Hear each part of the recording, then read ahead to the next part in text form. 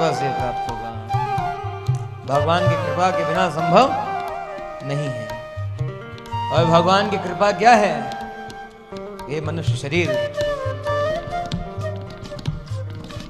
और इसलिए तो गोपियों ने कहा था भगवान से, जब भगवान गोपियों के उस दोष के कारण छोड़ करके चले गए, तो गोपियों ने भगवान से क्या निवेदन किया था?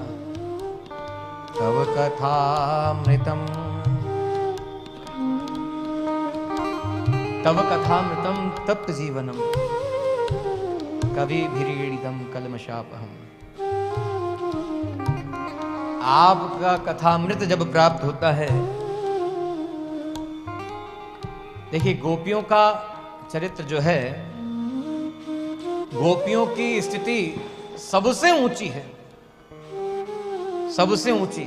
मतलब भगवान से प्रेम करने वाले जो जो हुए हैं, भगवान की भक्ति करने वाले जो जो हुए हैं, भगवान की सेवा करने वाले जो, उनमें सबसे ऊंची स्थिति गोपियों की है।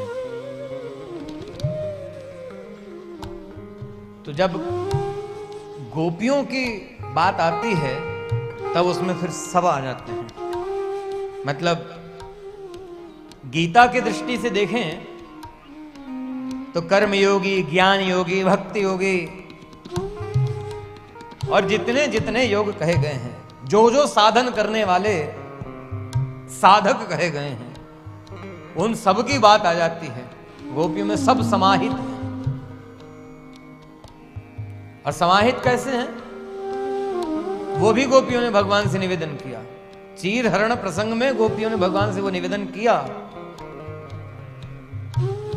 आप इन बातों को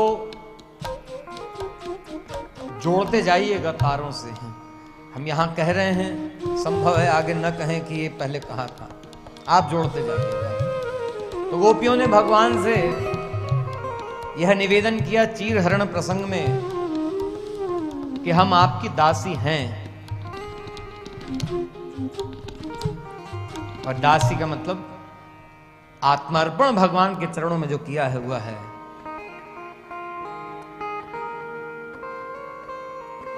आत्मार्पण, आत्मनिवेदन, 9 प्रकार की भक्ति में सबसे चरम अवस्था आई, जो प्रहलाद के प्रसंग में आएगा। श्रवणम कीर्तनम विष्णु स्मरणम पाद सेवनम अर्चनम वंदनम सख्यम दास्यम आत्मनिवेदनम।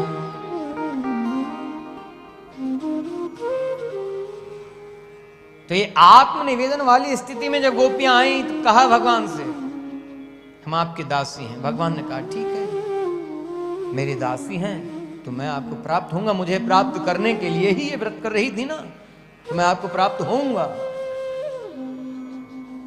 और भगवान प्राप्त हुए। लेकिन फिर भी कहीं कुछ चूक रह गई, कुछ कसर बाकी रह गई, तो वह रास के प्रसंग में पूरी हुई और भगवान ने ही पूरी की। तो ये जीवात्मा को जो जो चाहिए भगवान को प्राप्त करने के लिए, जीवात्मा में जो जो गुण होना चाहिए, वह सब कुछ प्रदान करके जीवात्मा में भी पूर्णता लाने वाले भगवान ही हैं। इसलिए राम कृपा बिनु सुलभ न सोई। सत्संग करके विवेक जागृत होगा, और विवेक जागृत होगा तब भगवान को प्राप्त कर सकेंगे। और भगवान को प्राप्त कर लिया तो मनुष्य जन्म का सर्वोत्तम फल पा लिया।